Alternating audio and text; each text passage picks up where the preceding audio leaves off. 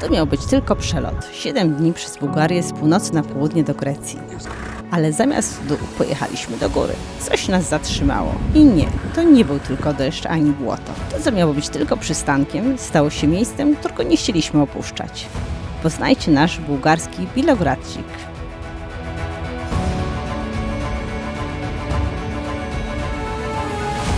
Cześć, tu Dominika i Tomek. Razem od liceum, a teraz razem w drodze w Toyocie Land Cruiser.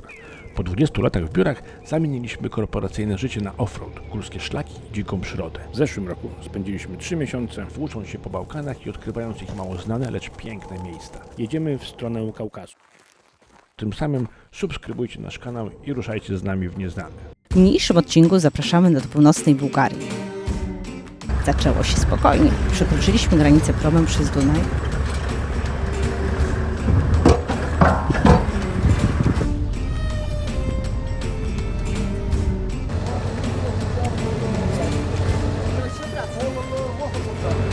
Bardzo mi się podoba, to jest mój ulubiony sposób przekraczania granicy. Jeszcze zachód słońca, deszcz w oddali. Proszę się nie przybliżać. Od tej pory mężu szukamy rzek między krajami i przekraczamy prom. A plan? 7 dni zjechać Bułgarię z północy na południe. Ale szybko okazało się, że z planu nici i jedziemy na północ.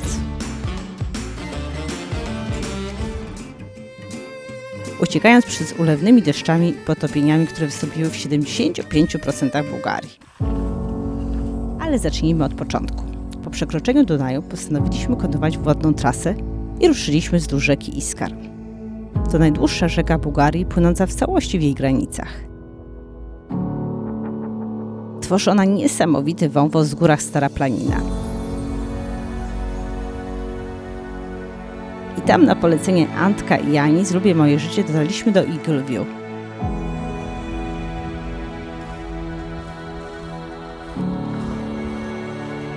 Zobaczcie, te lustro nieba w rzece.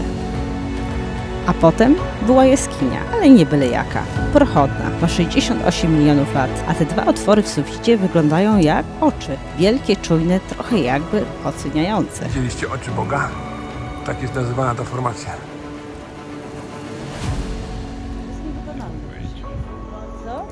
Taki nawis zrobić to kurczę nieźle. I akurat trafił się śmiałek, który uznał, że warto wspiąć się do środka tych oczu. A próbował zrobić to w deszczu. No i co?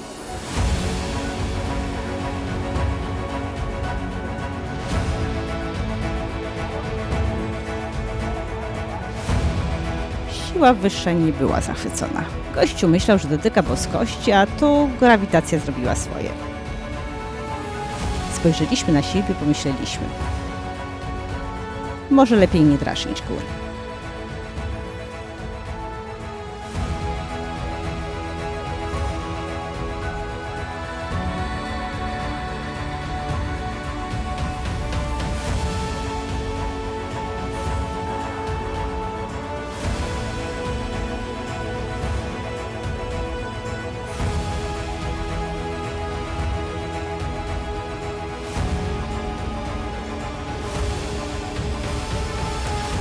I wtedy przyszła decyzja. Nie gramy z siłą wyższą. Kiedy 75% Bułgarii pod czerwonym alertem, ulewy, podtopienia, to zamiast na południe zawracamy. W drodze na północ ku naszemu zdziwieniu spotykamy stado hodowlanych bawołów afrykańskich. Też szły na północ Bułgarii.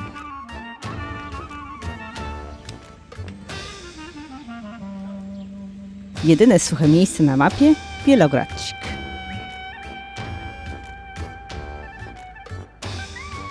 I wtedy go zobaczyliśmy.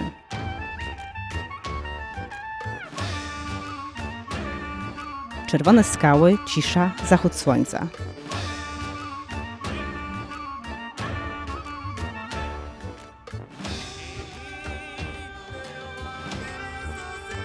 To miał być tylko nocleg, a zostaliśmy na 3 dni.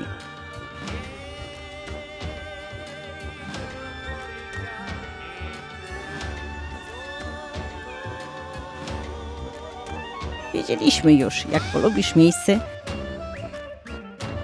nie uciekaj dalej. Zostań, kontempluj.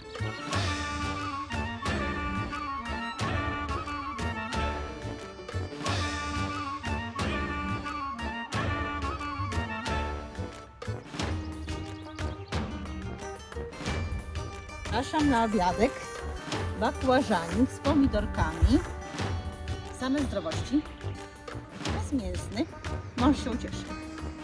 A ponieważ jesteśmy w Bułgarii, to mamy różaną herbatkę.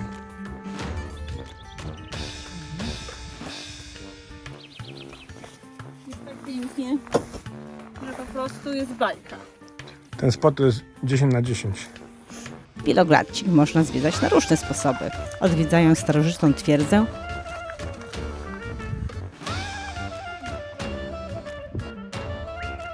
lub po prostu spacerować wśród czerwonych skał.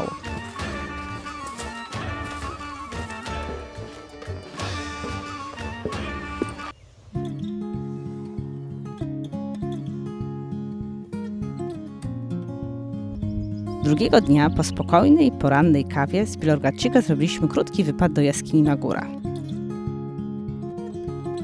Całkiem długiej porannej kawie. W jaskini Magura można mieć aż 2,5-kilometrowy spacer po jej komnatach.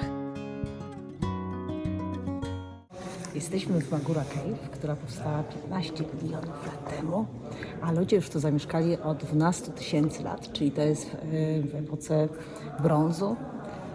I jest tu niesamowicie, bo jesteśmy prawie sami. Oprócz nas są 3 osoby i przewodniczka mówiąca tylko po bułgarsku, ale mamy takie dingi, gdzie możemy się dowiedzieć trochę więcej po angielsku. I muszę Wam powiedzieć, że naprawdę jest fajowsko, bo jest to bardzo nieturystyczne miejsce, pomimo tego, że kupuje się tu bilety. Nie ma tu ludzi i te przestrzenie można zwiedzać w zupełnej samotności. Bardzo fajnie, polecamy. W maju, tak, ważne informacje od mojego męża, w maju. W tej jaskini na ścianach można też podziwiać prehistoryczne graffiti. Zwierzęta, postacie, pradawne rytuały. Trochę jakby ktoś chciał nam zostawić wiadomość sprzed wieków. Niestety nam się nie udało ich zobaczyć, bo były w renowacji.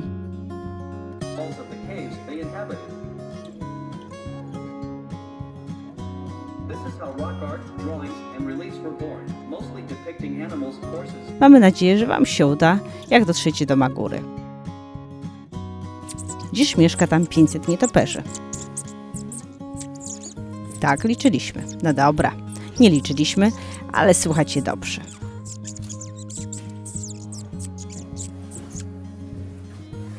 W środku jest chłodno, cicho i tak trochę mistycznie.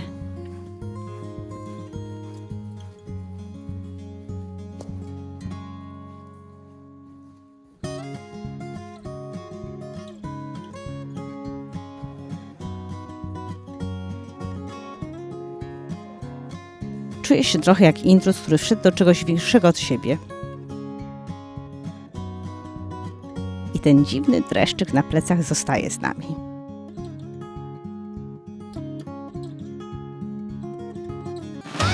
A samo miasto? Wielogradcik. Z pozoru w socjalistycznej zabudowie. Ma duszę. I to dosłownie. Szare perelowskie skrzynki mieszkańcy zamienili na obrazy.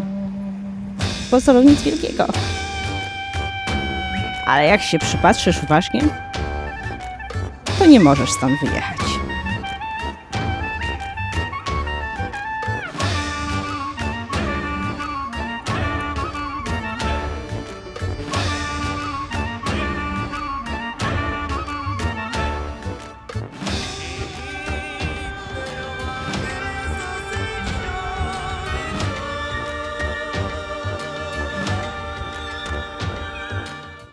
Na koniec 3. dnia ruszyliśmy na offroad.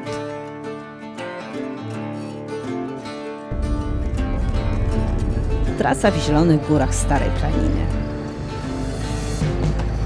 Górnilon i potem do tego samego szczytu, który ma taki samy, to jest to? Nazwę. A potem zjeżdżamy do Marcinowo.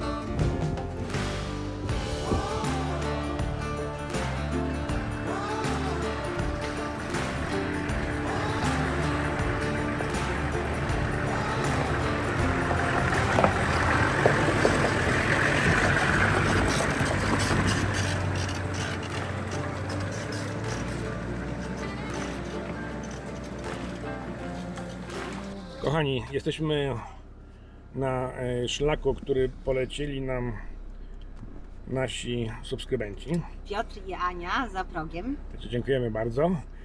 I jedziemy teraz z Górnego Łomu. To jest taka mała wieś w górach. I jedziemy na szczyt Gorno-Jazowo.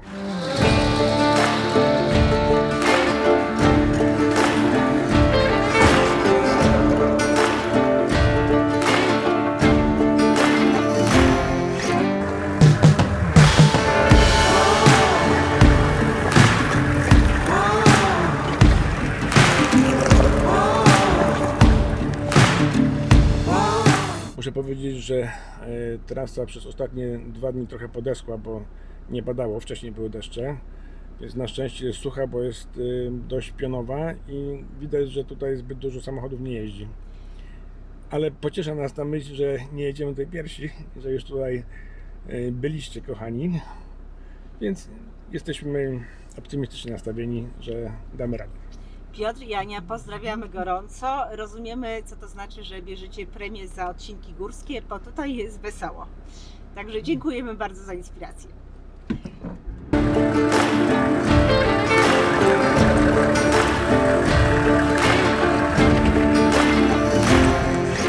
Do przodu.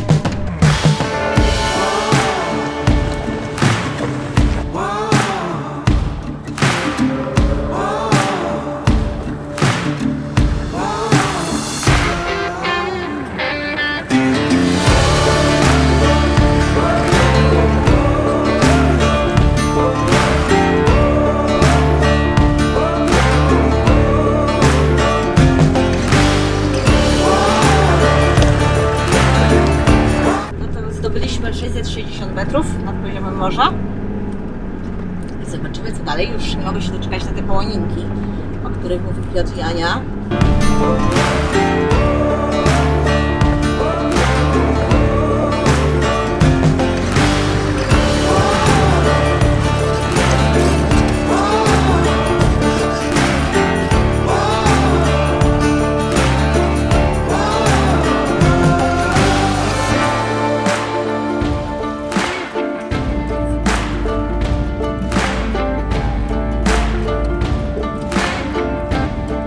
Na twardej, kamiennej nawierzchni nasza Toyota dawała radę.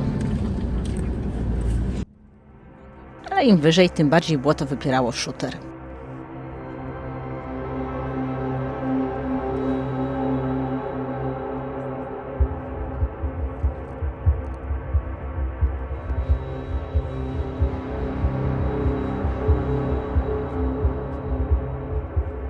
Ważymy 3,5 tony z naszym samochodem.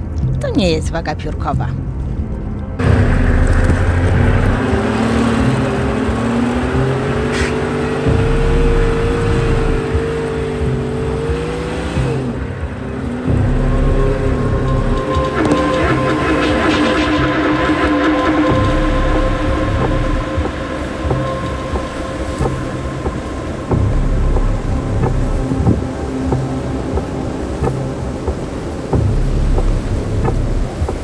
Próbowaliśmy 3 razy. Ale góra powiedziała nie. Zawracamy. Cofanie. Auto zaczyna się przechylać. Próbujemy wyważyć.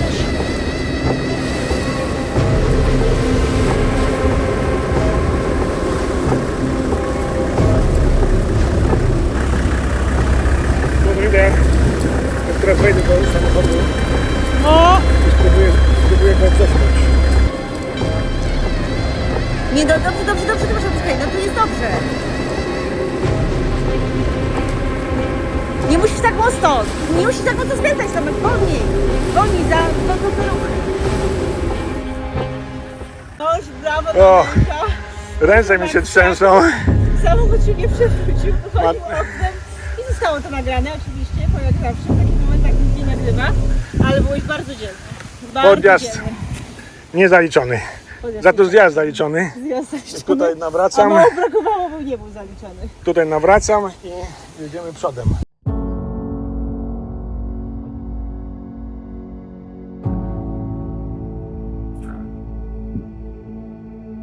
Po offroadzie niestety jakieś 20 minut na dobijanie ciśnienia w oponach.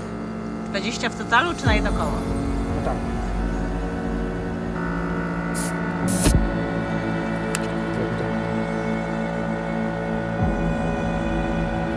Kochani, wracamy z offroadu pokonani. Niestety był taki fragment bardzo pionowy i jeszcze nie do końca suchy, więc takie było łotko zmieszane z kamieniami. Taki szlam na skałach spowodował to, że nie udało nam się. Pomimo 3 prób walka była, a potem cofanie pod tą stromiznę. Jestem cały mokry.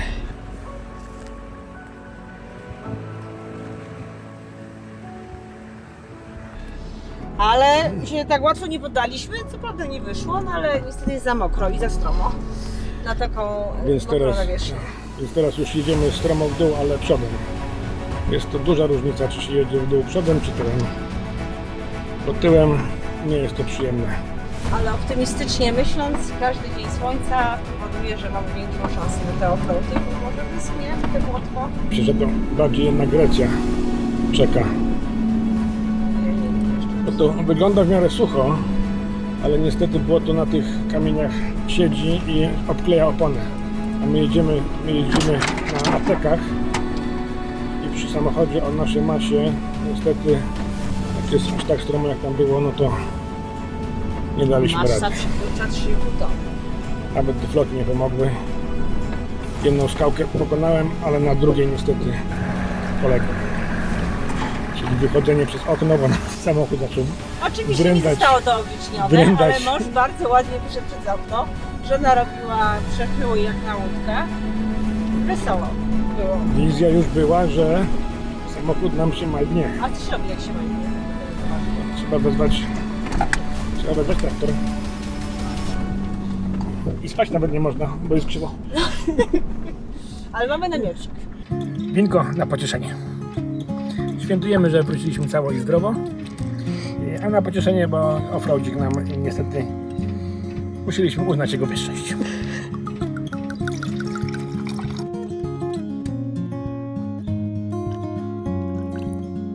Bakłażanik, ziemniaczki. Ten przyjazd przez Bułgarię miał być tylko przystankiem. Tydzień jazdy i dalej do Grecji. A wyszło inaczej i na całe szczęście. Trafiliśmy na nasz własny Bilogradcik.